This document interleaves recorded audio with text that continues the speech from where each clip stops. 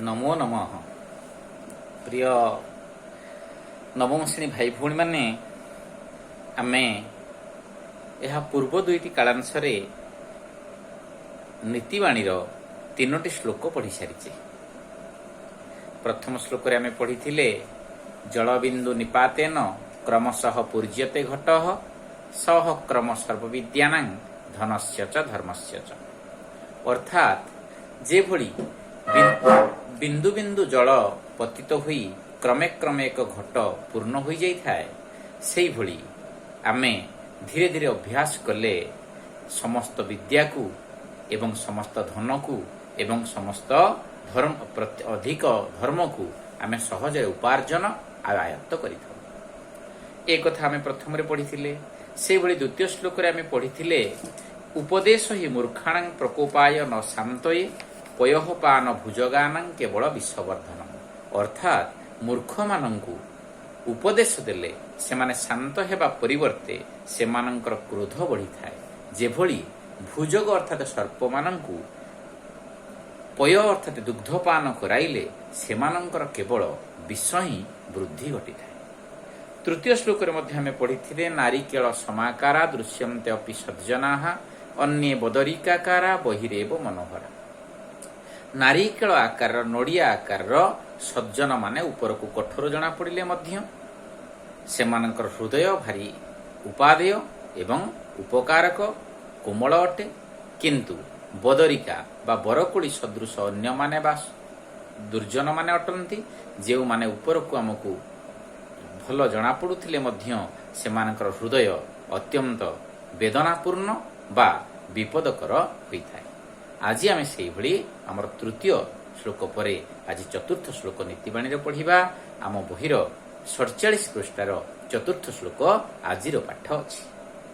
तो पिले बिना कार्येण जे मूढ़ाः गच्छन्ति परमंदिरम अवश्य लघुतां जानति कृष्ण पक्षे यथा शशि। बिना कार्येण जे मूढ़ाः गच्छन्ति परमंदिरम। बिना कार्येण पूरा आम भल भाव बुझी पारुछे। बिना कार्य कौन सी कार्य न थाई मध्य जे मूढ़ा गच्छन्ति पर मंदिरम। जे गच्छन्ति पर मंदिरम जो माने पर मंदिर अर्थात पर घर को जाती से माने मूढ़ अटंती। मूढ़ कहले मूर्ख प्रकृतिर मूर्ख स्वभाव अटंती। अर्थात समय अति मूल्यवान। कदापि ए मूल्यवान समय को नष्ट करने उचित नुहे। मूल्यवान समय को जे नष्ट करे से तार प्रतिफल भोग करे, परवर्ती समय रे पश्चाताप करने को हुए दुख भोग करे। किंतु एठी से कथा को नीतिकार हमको कहले बिना कार्य जे मूढ़ा गच्छन्ति पर मंदिर।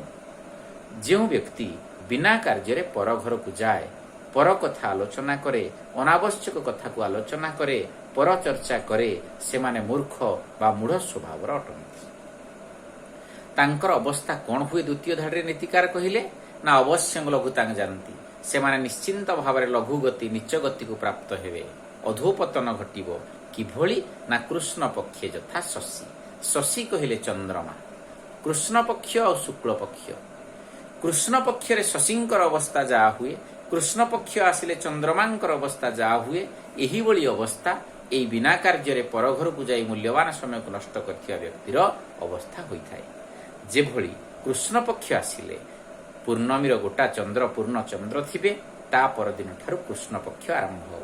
से पूर्ण चंद्र ता परवर्ती दिन को टिके ह्रास हेबे, पुणी ह्रास हेबे, पुणी ह्रास हेबे।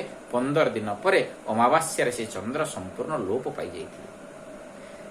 जो व्यक्ति एई भली भावरे बिना कार्य पर घर को जाई पर आलोचना पर चर्चा करे, से मूल्यवान समय को नष्ट करे, तार अवस्था मध्य एई भली चंद्रमांकर कृष्ण पक्ष रे विलोप साधन भली तार अधोपतन हुई से विनाश दिग को गति करे। एथिरे हमको प्रश्न आसी परिबो बिना कार्येण के पर मंदिर गच्छन्ति ना मूढ़ा बा मूर्ख माने।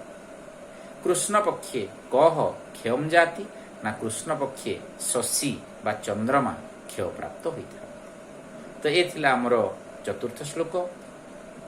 परवर्ती श्लोक पंचम श्लोक विशेष इंपोर्टांट दीर्घ उत्तरमूलक पाई ଏଇଟାକୁ ମଧ୍ୟ ଆମେ ପୂର୍ବରୁ ଏ ବିଷୟଟା ଏଇ ଶ୍ଲୋକଟାକୁ ଆମେ ପୂର୍ବେ ତାକୁ ଜାଣିଛେ।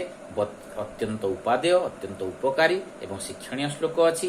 ପରୋପକାରାୟ ଫଳନ୍ତି ବୃକ୍ଷାଃ, ପରୋପକାରାୟ ବହନ୍ତି ନଦ୍ୟଃ, ପରୋପକାରାୟ ଦୁହ୍ୟନ୍ତି ଗାବଃ, ପରୋପକାରାର୍ଥମ ଇଦಂ ଶରୀରମ୍।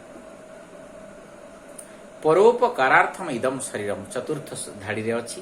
ପର ଉପକାର ନିମନ୍ତେ ଇଦଂ ଶରୀରମ୍, ଭଗବାନ ଆମକୁ ଏହି ଶରୀରଟା ପ୍ରଦାନ କରିଛନ୍ତି। ତାର ସୁନ୍ଦର ଉଦାହରଣ ପୂର୍ବରୁ 3ଟି ଧାଡ଼ିରେ 3ଟି ଦେଇଛନ୍ତି। କେମିତି ଆମକୁ ଭଗବାନ କାହିଁକି ପରୋପକାର ପାଇଁ ଶରୀର ଦେଇଛନ୍ତି, ଆମେ ଶରୀର ମାଧ୍ୟମରେ ପରୋପକାର କରିବା ପାଇଁ କୋଉମାନେ ଆମକୁ ଏ ଶିକ୍ଷା ଦିଅନ୍ତି ନା ପରୋପକାରାୟ ଫଳନ୍ତି ବୃକ୍ଷାଃ। ବୃକ୍ଷ ପର ଉପକାର ପାଇଁ ଫଳ ଧାରଣ କରେ। ବୃକ୍ଷ ଯେଉଁ ଫଳ ଧାରଣ କରେ ତାହା ନିଜ କାର୍ଯ୍ୟରେ ନିଜର ସ୍ୱାର୍ଥ ପାଇଁ ତାକୁ ସେ କେବେ ପ୍ରୟୋଗ କରେ ନା। ବୃକ୍ଷ ପରୋପକାର ପାଇଁ ନିଜର ସୁସ୍ୱାଦୁ ଫଳକୁ ପ୍ରଦାନ କରୁଥିବା ହେତୁ ଆମେମାନେ ବିଭିନ୍ନ ପ୍ରକାରର ସୁନ୍ଦର ସୁସ୍ୱାଦୁ ଫଳ ଆସ୍ୱାଦନ କରିଥାଉ।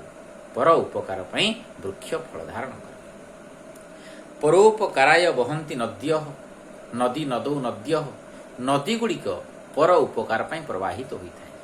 ନଦୀର ଜଳ ସେ ନିଜେ କେବେ ତାକୁ ଉପଭୋଗ ନିଜ ସ୍ୱାର୍ଥ ପାଇଁ ପ୍ରୟୋଗ କରେ ନା।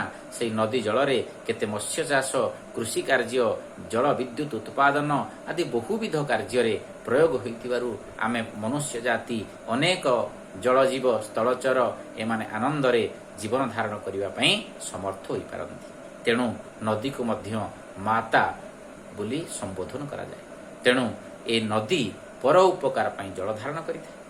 ସେହିଭଳି ପରୋପକାରାୟ ଦୁହ୍ୟନ୍ତି ଗାବଃ, ଗୋମାତା, ନଦୀ ମାତା ଭଳି ଗୋମାତା ପର ଉପକାର ପାଇଁ ଦୁହ୍ୟନ୍ତି, ଦୁଗ୍ଧ ପ୍ରଦାନ କରିଥାନ୍ତି। ଏ ଗାବଃ, ଗୌଃ ଗାବୌଃ ଗାବଃ, ଏ ଗାଈମାନେ ଜଗତର କଲ୍ୟାଣ ପାଇଁ ନିଜର ଅମୃତ ରୂପିଣୀ ଦୁଗ୍ଧକୁ ପ୍ରଦାନ କରିଥାନ୍ତି, ଯାହାକୁ ଲାଭ କରି ଏ ମାନବ ଜାତି ପରିପୁଷ୍ଟ ହୋଇଥାଏ ଏବଂ ସେଥିରୁ ବିଭିନ୍ନ ପ୍ରକାର ସୁସ୍ୱାଦୁ ଖାଦ୍ୟ ପ୍ରସ୍ତୁତ କରି ଆମେ ତାକୁ ନିଜ ନିଜ କାର୍ଯ୍ୟରେ ବ୍ୟବହାର କରିଥାଉ। ତେଣୁ ପରୋପକାରାର୍ଥମ୍ ଇଦಂ ଦୁହ୍ୟନ୍ତି ଗାବଃ, ପରୋପକାର ପାଇଁ ଗୋମାତା ତାର ଅମୃତ ରୂପିଣୀ ଦୁଗ୍ଧକୁ ପ୍ରଦାନ କରିଥାଏ। ତେଣୁ ଆମେ ଏଥିରୁ ଏହା ଶିକ୍ଷା କଲେ ଯେ ପରୋପକାରାର୍ଥମ୍ ଇଦଂ ଶରୀରମ୍, ଏହି ଅମୃତ ତୁଲ୍ୟ ଉକ୍ତିରୁ ଆମେ ଏକଥା ଶିକ୍ଷା କଲେ ଆମକୁ ଭଗବାନ ଏ ଯେଉଁ ଶରୀର ଦେଇଛନ୍ତି, ହସ୍ତ, ମୁଖ, ନେତ୍ର ଆଦି ଏସବୁ ପର ଉପକାର ପାଇଁ ହିଁ ଉଦ୍ଦିଷ୍ଟ। ଆମେ ଯଦି ୟାକୁ ପରୋପକାର ପାଇଁ ନ କରି ନିଜ ସ୍ୱାର୍ଥ ପାଇଁ ଶରୀରକୁ କେବଳ ବିନିଯୋଗ କରିବା, ତେବେ ତାହା ପାପ ପଦବାଚ୍ୟ ହେବ ଏବଂ ତାହା ଅନୁଚିତ ହୋଇଯିବ। ସେଥିପାଇଁ ଆମେ ଏହି ଶରୀର ଦ୍ୱାରା ପରୋପକାର କରିବା ଉଚିତ। ଇମ୍ପୋର୍ଟାଣ୍ଟ ଦୀର୍ଘ ଉତ୍କରମୂଳକ ଯେ ପରୋପକାରାୟ କିଏ କିମ୍ କିମ୍ କୁର୍ବନ୍ତି। ଏହାକୁ ଆମେ ସମ୍ପୂର୍ଣ୍ଣ ଭାବରେ ଲେଖିବା ମାତୃଭାଷାରେ। ସର୍ଟ କ୍ୱେଶ୍ଚିନ୍ ଅନେକ ଆସିପାରିବ ଏଥିରୁ। ପରୋପକାରାୟ କିଏ ବହନ୍ତି ନା ନଦ୍ୟଃ ବହନ୍ତି। ନଦ୍ୟଃ କିମರ್ಥଂ ବହନ୍ତି ପରୋପକାରାର୍ଥମ୍, ଇଦଂ ଶରୀରମ୍ କିମರ್ಥଂ ପରୋପକାରାର୍ଥମ୍ ଇଦଂ ଶରୀରମ୍। ଏଇଭଳି ଭାବରେ କିଛି ସଂକ୍ଷିପ୍ତ ଆଉ ଦୀର୍ଘ ଉତ୍ତରମୂଳକ ରହିବ। ଆମେ ଶ୍ଲୋକକୁ ଅଭ୍ୟାସ କରିବା ସହିତ ଏହାର ଦୀର୍ଘ ଉତ୍ତରମୂଳକ ଏବଂ ସଂକ୍ଷିପ୍ତ ପ୍ରଶ୍ନ ଆମ ଖାତାରେ ଲେଖିନେବା। ନମୋ ନମଃ, ପୁନର୍ମିଳାମଃ।